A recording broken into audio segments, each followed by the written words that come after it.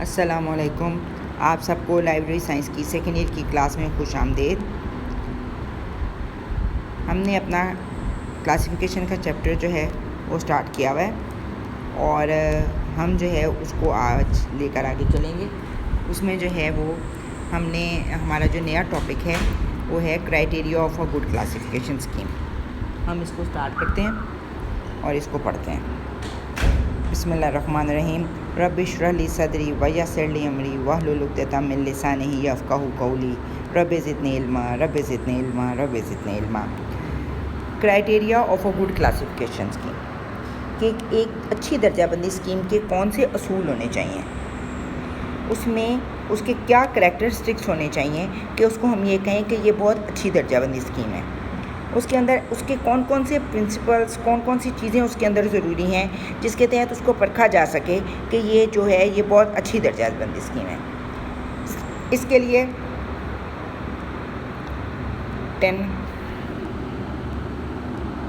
لیے 10 پوائنٹس ہیں جو ہم باری باری سارے جو ہیں وہ ڈسکس کریں گے. سب سے پہلے اس کا پوائنٹ آ جاتا ہے لاجیکل آرڈر، کہ ایک اچھی درجہ بندی اسکیم جو ہے وہ ایک منطقی ترتیب میں ہونی چاہیے. اس میں موضوعات عام سے خاص کی طرف جانے چاہیے. جو بڑی کلاسیں ہیں ان کی ترتیب منطقی انداز میں ہونی چاہیے. متعلقہ موضوعات کی تمام کتب کو مخصوص ذیلی تقسیم میں الماریوں میں رکھنا چاہیے تاکہ قارئین جو ہیں وہ منطقی ترتیب سے مواد کو حاصل کر سکیں. آپ کو پتہ ہے کہ جو ہم DDC کی اسکیم پڑھتے ہیں اس میں بھی ہمارے موضوعات عام سے خاص کی طرف جاتے ہیں. مطلب اس کا یہ مطلب ہے کہ پہلے ہم ایک مین ٹاپک ہوتا ہے اور اس کے بعد اس کے سب ٹاپکس آتے ہیں.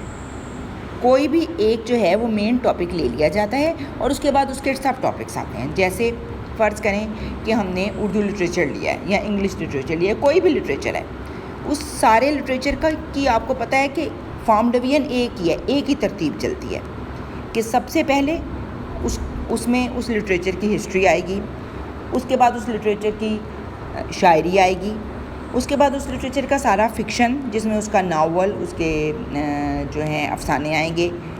اس کے بعد 4 پہ اس کے سفر نامے آئیں گے، 5 پہ اس کے مضامین آئیں گے اور تقاریر آئیں گی.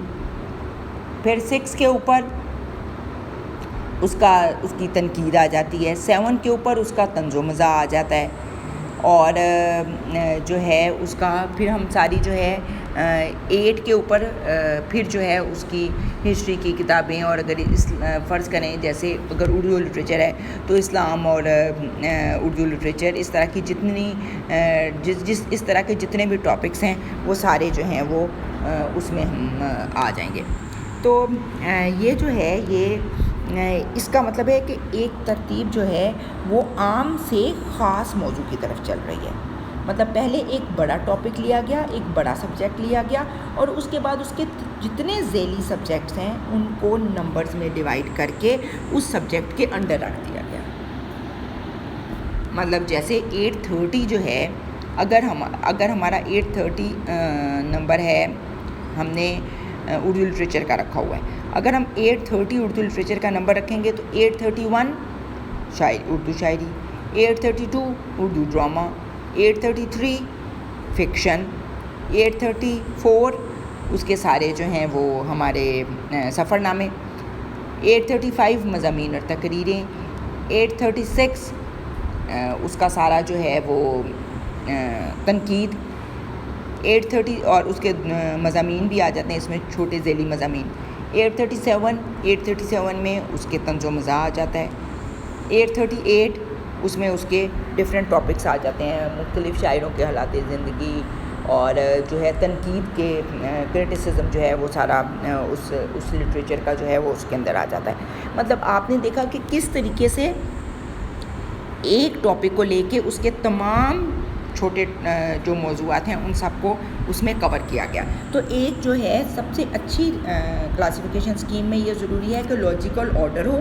یہ نہیں ہے کہ جو ہے وہ ایک فرض کریں اردو شاعری ہے تو اردو شاعری کا ٹاپک کہیں اور پڑا ہوا ہو، اردو جو ہے وہ سفر نامے کہیں اور ہوں، فکشن کہیں اور ہو. نہیں، ایک مین ٹاپک کے اندر سارے ذیلی ٹاپک آنے چاہیے اور عام سے خاص موضوعات کی طرف جانا چاہیے، جس کی وجہ سے وہ اس اسکیم کو ہم کہیں گے کہ یہ ایک لاجیکل آرڈر میں ہے اور یہ ایک اچھی اسکیم ہے. اور اسی طرح تو ہے ہمارے جو ریڈرز آئیں گے ان کے لیے بھی آسانی ہے, کیونکہ ایک ٹاپک سے جب عام سے خاص موضوعات کی طرف بکس جو ہیں وہ شیلفس کے اوپر بھی ہم نے ارینج کی ہوں گی تو ان کو مواد کو حاصل کرنے میں آسانی رہے گی.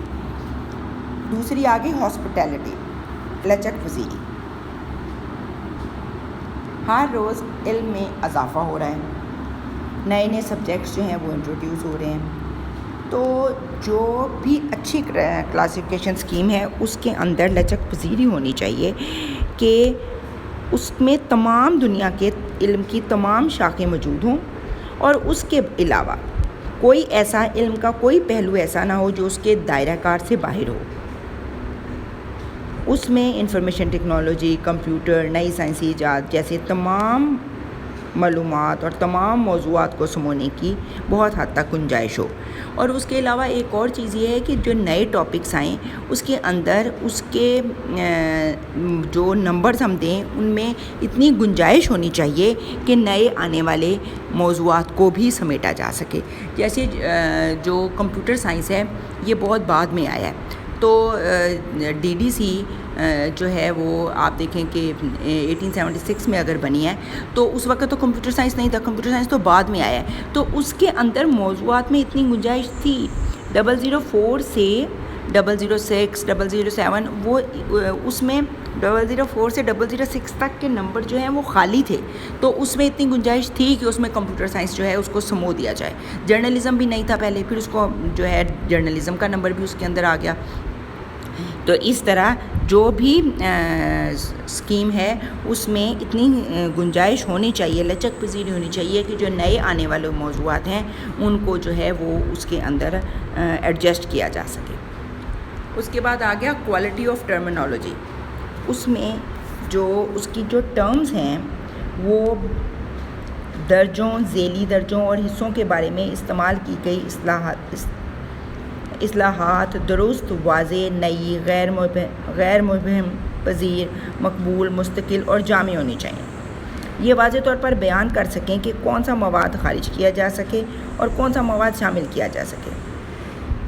اس کے ٹیبلز, اس کا انڈیکس یا ٹیبل اور اشاریہ میں استعمال ہونے والی تمام ٹرمینالوجی کے مفہوم کے بارے میں کسی قسم کا شک و شبہ نہ ہو تاکہ قارئین کو کسی قسم کی مشکلات کا سامنا نہ کرنا پڑے. کہ جو بھی ٹرمز استعمال ہوئی ہیں, آفٹر آل جیسے ڈی ڈی سی اسکیم ہے تو ڈی ڈی سی اسکیم کے آپ کو پتہ ہے 4 والیومز ہیں. ایک فرسٹ والیوم اس کا ٹیبلز اور 2 والیومز جو ہیں وہ اس کے شیڈولز اور 4تھ والیوم اس کا انڈیکس ہے. تو اگر آپ دیکھیں اتنی موٹی موٹی سی 4 کتابیں ہیں, ان سب کو جب ہم اگر اس میں ٹرمز ایزی ہوں گی, آسان ہوں گی, اس میں مستقل اور جامع ہوں گی, مبہم پذیر نہیں, غیر مبہم پذیر نہیں ہوں گی, تو اس سے ایزیلی ہم اس کو کنسلٹ کر سکتے ہیں, سمجھ سکتے ہیں.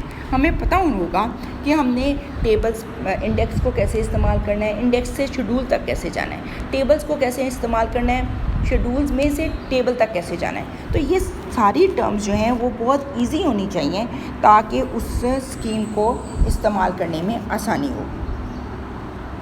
اس کے بعد آگے اس کے آلٹرنیٹیو سبجیکٹس. درجہ بندی اسکیم میں ہم آہنگی اور یکسانیت ہونی چاہیے. چند موضوعات کے لیے مترادف اور متبادل جگہوں کی بھی گنجائش ہونی چاہیے. ترتیب اور نظام علامات کو خراب کیے بغیر نئے موضوعات کے لیے بھی گنجائش ہونی چاہیے کہ اس کے اندر ہم نئے سبجیکٹس جو ہیں جو آئیں ان کو بھی انٹروڈیوس کروا سکیں. لیکن یہ نہیں ہے کہ اگر کوئی نئے سبجیکٹ کو کوئی نمبر دینا ہے تو پوری کلاسیفیکیشن اسکیم کو خراب کیا جائے. نہیں, اس کے اندر ایسی گنجائش ہونی چاہیے کہ نئے سبجیکٹس جو ہیں ان کو ہم وہ اس کے اندر سما سکیں اور ہم اپنی باقی ترتیب کو خراب کیے بغیر ان کو اس کے اندر ایڈجسٹ کر سکیں. اس کے بعد آ گیا پراپر انڈیکس. انڈیکس جو ہے وہ ہر کلاسیفیکیشن اسکیم کا ایک بہت امپورٹنٹ جو ہے اس کا فیکٹر ہے کہ وہ کوئی بھی کلاسیفیکیشن اسکیم اس وقت تک پوری نہیں ہو سکتی جب تک اس میں پراپر انڈیکس نہ ہو. انڈیکس کی موجودگی بہت اہم تصور کی جاتی ہے. جتنے زیادہ موضوعات کی تعداد ہوگی اتنا ہی زیادہ ان موضوعات کے درمیان تعلق پیدا ہوگا اور اتنی ہی زیادہ انڈیکس کی قدر و قیمت بڑھے گی. انڈیکس کو اشاریہ بھی کہتے ہیں اردو میں. تو انڈیکس جو ہے اس کو یوز جتنے زیادہ، اور دیکھیں پھر انڈیکس میں آپ کو نے جیسے ڈی ڈی سی کا بھی انڈیکس دیکھا ہے کہ وہ جو ہے مختلف سبجیکٹس جو ہیں وہ جیسے ڈکشنری یوز کرتے ہیں، اسی طرح ڈکشنری کے حساب سے ان سبجیکٹس کو ترتیب دیا ہوا ہوتا ہے اور اس کے آگے لکھا ہوا ہوتا ہے کہ اس پیجز کے اوپر ان نمبرز میں آپ کو یہ سبجیکٹس مل جائیں گے. تو جتنا زیادہ انڈیکس پراپر ہوگا اتنا زیادہ، کیونکہ انڈیکس کو یوز کرنا ڈکشنری وائز انڈیکس ہے نا، اس کو یوز کرنا سب سے زیادہ آسان ہے. تو انڈیکس کو یوز کرنا آسان ہوتا ہے اور انڈیکس کی وجہ سے اس اسکیم کی جو ہے قدر و قیمت بہت زیادہ ہو جاتی ہے. ایکسپینسونیس، وسعت پذیری. درجہ بندی اسکیم کے خاکوں اور علامات میں اتنی وسعت ہونی چاہیے کہ آئندہ آنے والے موضوعات جو ہیں وہ اس میں سما سکیں. اس کے بعد کوالٹی آف ریویژن، کہ ایک درجہ بندی اسکیم کا ریویژن پروسیس بہت امپورٹنٹ ہے، ریوائزڈ پروسیس بہت امپورٹنٹ ہے کہ اس کے جو ایک ریویژن جیسے جیسے علم کے میدان میں نئے موضوعات آ رہے ہیں، جیسے جیسے علم میں اضافہ ہو رہا ہے، تو اسی طرح درجہ بندی اسکیم کا ایک پراپر ریویژن شیڈول ہونا چاہیے کہ اتنے عرصے بعد اس کا ریوائزڈ ایڈیشن آئے گا. اگر ریوائزڈ ایڈیشن نہیں آئے گا تو ایک ہی دفعہ فرض کریں کوئی درجہ بندی اسکیم ایک ہی دفعہ چھپ گئی ہے اور کچھ 10 سال بعد یا 20 سال بعد بھی وہ وہی درجہ بندی اسکیم ہے تو وہ تو بالکل آؤٹ ڈیٹڈ ہو جائے گی نا. اور اس لیے اس کا یہ بہت ضروری ہے کہ اس کا کچھ عرصے کے بعد اس کے ریوائزڈ ایڈیشن آنے چاہیے تاکہ نئے آنے والے سبجیکٹس اور نئی آنے والی چیزوں کو اس میں سمایا جا سکے. ایزی نوٹیشن، ایزی نوٹیشن مطلب اس کی جو علامات ہیں وہ بہت آسان ہونی چاہیے. علامات کو مؤثر، سادہ، لچک پذیر ہونا چاہیے. محمد حافظہ ہونا چاہیے. نیمونکس ہونی چاہیے اس میں، یعنی نیمونکس کیا کہ اس کو یاد رکھنا آسان ہو. اب دیکھیں ایک درجہ بندی اسکیم ہے، ہم اس کو ہر وقت، اب ہم نے ایک سبجیکٹ یوز کرنا ہے، ایک سبجیکٹ کو نمبر لگانا ہے، ایک بک ہمارے پاس آئی ہے ہم نے اس کو نمبر لگانا ہے. یہ نہیں ہے کہ ہم ہر وقت جو ہے درجہ بندی اسکیم اپنی کو کھولیں، اس میں سے وہ نمبر نکالیں. اس کی نوٹیشن اتنی آسان ہونی چاہیے کہ ہمیں بار بار نمبر لگانے سے یاد ہو جائیں. جیسے جو ہے ہم آگے پڑھیں گے کہ نوٹیشنز کی کتنی ٹائپس ہوتی ہیں، مکس نوٹیشن ہے، پیور نوٹیشن ہے. تو جیسے ڈی ڈی سی ہے تو ڈی ڈی سی میں ایک ہی طرح کی نوٹیشنز استعمال ہوئی ہیں، یعنی عربی اعداد استعمال ہوئے ہیں. تو اس میں ہمیں یاد رکھنا آسان ہے. اب فرض کریں کہ لائبریری سائنس ہے، لائبریری سائنس کا نمبر ڈی ڈی سی میں ہے 020. اب 020 یاد رکھنا بہت آسان ہے، مجھے بھی یاد ہے، آپ لوگوں کو بھی یاد ہے کہ جی 020 اس کا نمبر ہے. فلسفی ہے، اس کا نمبر 100 ہے. 200 ریلیجن کا نمبر ہے. اب فرض کریں کہ اس میں آ جائے جیسے ریلیجن ہے، ریلیجن کو نمبر دے دیں 2، ان کا نمبر ہو 0.2530 MPDR، اس کے بعد الف بے جیم بھی ساتھ لگا دیں. اس کو یاد کرنا کتنا مشکل ہے نا.